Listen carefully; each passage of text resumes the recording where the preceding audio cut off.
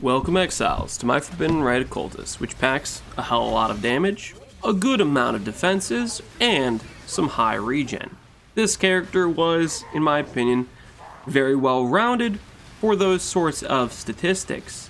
It only struggled with one thing: quality of life. Which, unfortunately, is kind of a big deal, in my opinion, and although this footage may look good, ultimately, I'm not actually going to be recommending this build. I'm going to break down why in-game, even though this character was able to do something like Uber Shaper or Uber Elder Deathless and pretty cleanly, that it is still a build that I don't recommend. Let's go in-game. Now, why is this a build I don't actually recommend? Well, it starts with something that sounds good on paper, but in practice doesn't actually feel good to play. And it's a building block that I decided to build around, and I blame Octavian! No, Octavian had a great idea. Using Doppelganger's Guise with Forbidden Rite is actually a fairly solid, well-rounded idea, but I didn't just lean into Doppelganger's Guise, I took it a step further, and I leaned into Sublime Vision Vitality. And the key concept here is, when you get hit, we get a bunch of regen. So Doppelganger's Guise gives 10% regen per second if we've been hit in the last second, and then Sublime Vision Vitality gives 15% regen if you've been hit in the last second. The whole concept here is we get a whole bunch of base regen. We multiply that with life regen rate, life recovery rate. That means whenever we hit ourselves, we have a bunch of regen, and we can sustain things like Righteous Fire. We can sustain things like Blood Rage. We can sustain Forbidden Rite self-damage, and we can still pop off. But this all falls apart the second I take my hand off the keyboard, off the mouse. Boom. Our regen is gone. We start degenning. This means whenever you interact with Harvest, Betrayal, you go to your inventory to corrupt an essence, any sort of in-game interaction where you have to think or read or click something and you stop casting Forbidden Rite, say you're just walking around the map, you just want to walk around the map, you don't want to have to cast while you're going to loot the map. Well, you're going to kill yourself to Righteous Fire, right? Your Righteous Fire is going to degen you down to low, and then if you cast right at the end, if I timed it rightly, you can't actually PK yourself. So let me wait all the way to the last bit here, and oh, that's right, you can't PK yourself in your hideout. Well, I'll show you this real quick in a zone where we can die, just to illustrate what I'm talking about here, because I have suicided my character doing this many, many times. But it goes sort of like this. We start this, we turn on Righteous Fire, the 1 second passes, we start degenning, and then if it gets low enough, and then I'm thinking, oh crap, I need to hit Forbidden Rite to regen, well, no, you just PK'd yourself. And that is kind of a feels bad element in my opinion, especially when you start considering on-ground degens that last for over what seems to be a millennia. And you have that in Harvest, you have that all over the place. GGG is in love with ground degens, and ground degens will PK you, and it feels really bad to die to that stuff. And that sort of is a quality of life issue. But not only does it have a quality of life issue, it has an issue of ramping, which is something I don't really like to have in builds where, hey, I need my charges to all be up and it's kind of hard to get to full charges sort of thing. And this build has that issue because it's reliant on Anomalous Blood Rage with an enhanced support link to it, which gives us 4% chance on hit to generate a Frenzy Charge. This will generate us Frenzy Charges, will go all the way up to 11. Unfortunately, it takes maybe 10 seconds of full-on casting onto one enemy, of consistently hitting them, to generate our charges. And in most endgame boss fights, you just don't have that. You have Uber Cirrus, which goes up in the clouds, and guess what? Now you can't attack him. You have Uber Maven, which just has so many different phases, like Memory Game, where it's like, oh, goodbye your charges, have fun regenerating them again. You have all these fights where the charges just aren't going to be up because the sustain or the generation for them just isn't very good.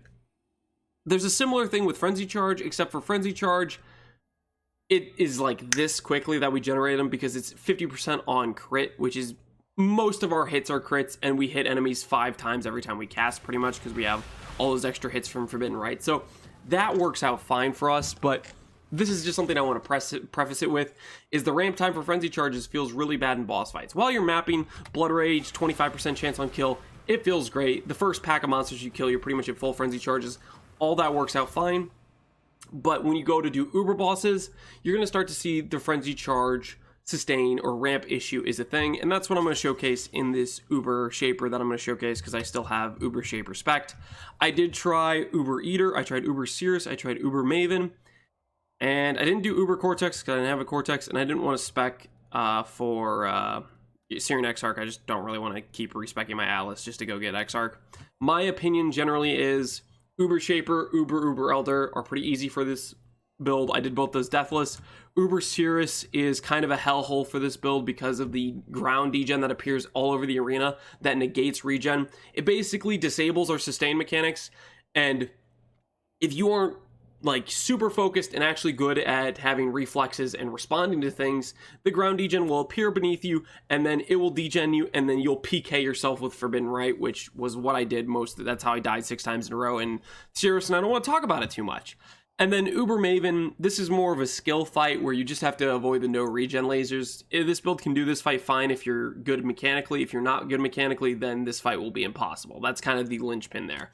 This fight, super doable if you avoid the no regen lasers, but that attack is somewhat difficult to avoid, and you have to like get used to the timing of it type of thing.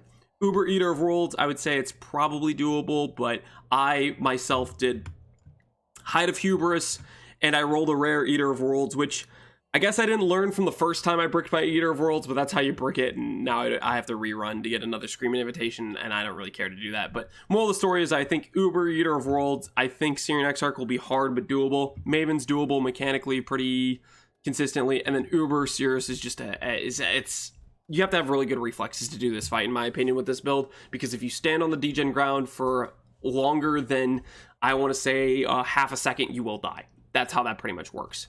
So anyways, that breaks down the Uber bosses, all mapping content, all that sort of stuff. That stuff is a cakewalk. You can do that stuff easily.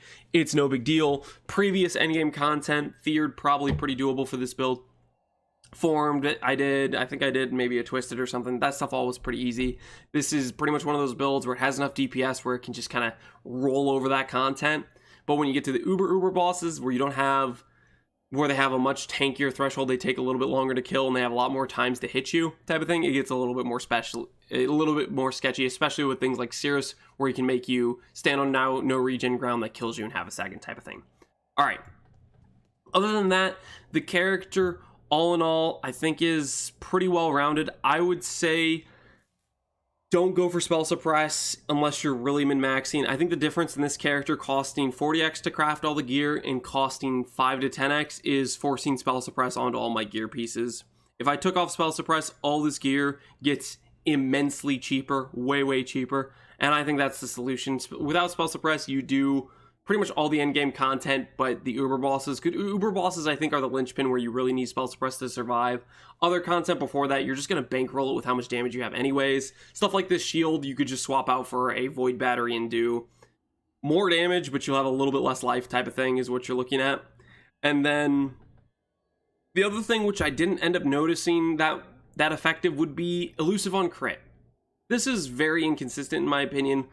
From my setup of the build, Elusive on Crit felt like it was up maybe 25% of the time. It didn't feel like it was worth it type of thing. It ended up feeling kind of bad. I think if you juice content, you have a build that just hits so many times a second that you're always going to have that crit up, that elusive up, then it'll feel good. But for us, we just did not proc enough hips. We were not a fast enough mapper for this to feel like a relevant mod, in my opinion. And then other than that, we have Arn's Anguish. I think this is a fun belt to use. Not just because it gives us a bunch of damage. We have this one charge here and then one charge here, and we combine this with Enduring Composure. That means whenever we hit ourselves with Forbidden Rite, Enduring Composure generates us brutal charges. This goes all the way up to 5, which gives us 15% chance for triple damage, which is a huge damage multiplier. But the hidden little benefit that I don't hear much people talk about when they mention brutal charges is you get stun threshold. What I noticed from this, 50% stun threshold was basically the difference in having a build that got stunned somewhat regularly to basically never getting stunned. Once I switched to brutal charges, I didn't notice ever getting stunned again, so I have to give credit to stun threshold. I actually think it's a pretty nice stat to get in terms of getting your build to a point where it just doesn't get stun locked anymore. It never feels like it gets stunned again, and that was a good upgrade. So that's kind of a breakdown for the character. There will be a PUB in the video below. Now I'm going to go ahead and give you guys a showcase on a Uber Shaper to give you an idea what this build looks like in an Uber boss fight. I just did Uber Cirrus. It did not go well. We don't talk about it, okay? This may or may not be the second time I'm recording this video because Uber Sears, let's just say he he took my lunch money, okay? He took my lunch money, we'll say that.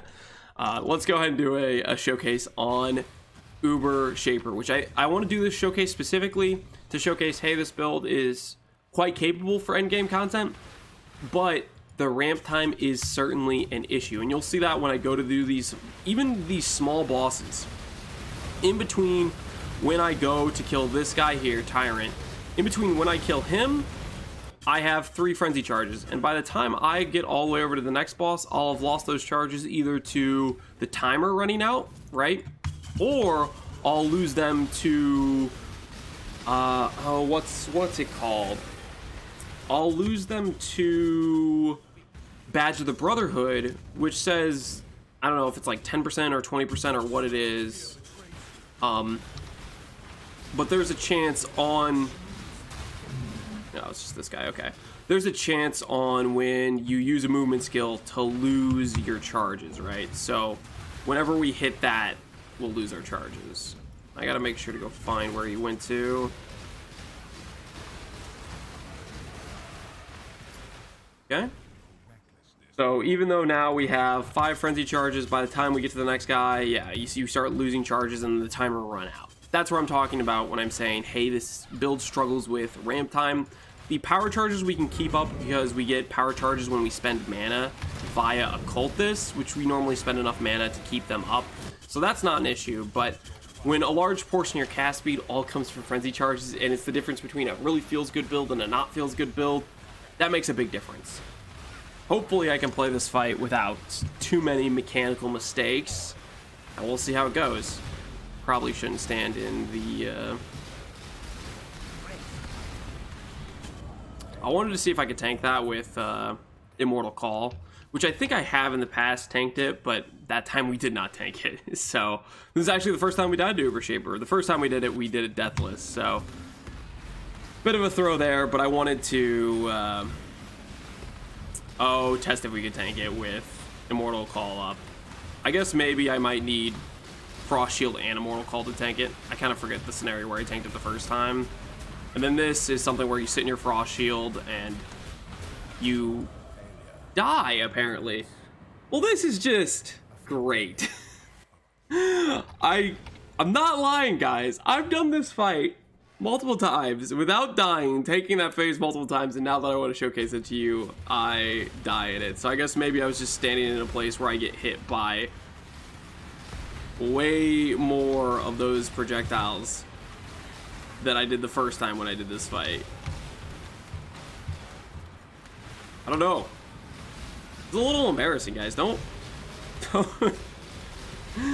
I guess at the end of the day, I'm not recommending this build anyway, so I don't need to like care as much about how good it looks in a fight, but it's a little bit sad when I do multiple, like I did both Uber Shaper and Uber Elder before. I did them both deathless the first time I tried them, and so I sat in a lot of those phases. I didn't come close to dying in them at all. But I guess I was just standing at a very good spot to get hit by as many Shaper projectiles as possible.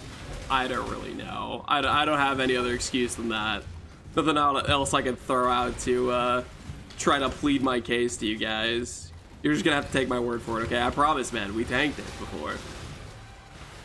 No, well, here's what we do. We redeem ourselves next Uber Deathball phase, and we tank a slam, okay? That's how we redeem ourselves. I certainly won't throw this Uber Shaper fight, guys. This isn't a bad idea. I have something to prove now, okay?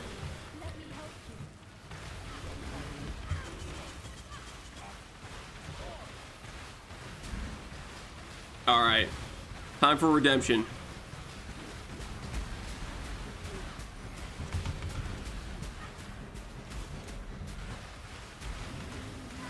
See? Ah! Dang it. I didn't do it with the Frost Shield, guys. There was no Frost Shield. I was telling myself the last time it was a fluke that we died, and therefore, if I proc Immortal Call, I'll tank the slam, but I was wrong. I should stop doing that, though.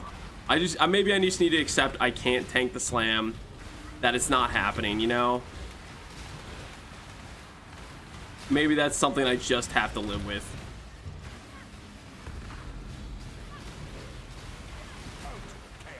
Ultimate Chaos. All right. Redemption once again.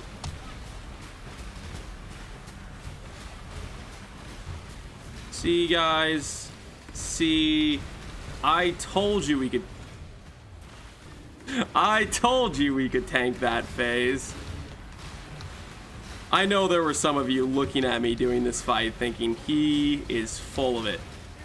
But that was definitive evidence. We've tanked it twice in a row now, okay? I'm not a liar, okay? We can tank that phase. It was a fluke the first time, okay? He hit us with way more of his death ball balls than he was supposed to on the first time that occurred. That's my excuse, my explanation for that. Alrighty.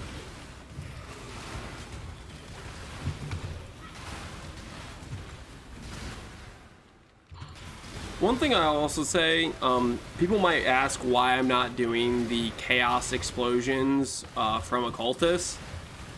And personally, I tried them, and they felt, like clear-wise, they felt the same as Malediction, the Malediction Ascendancy point.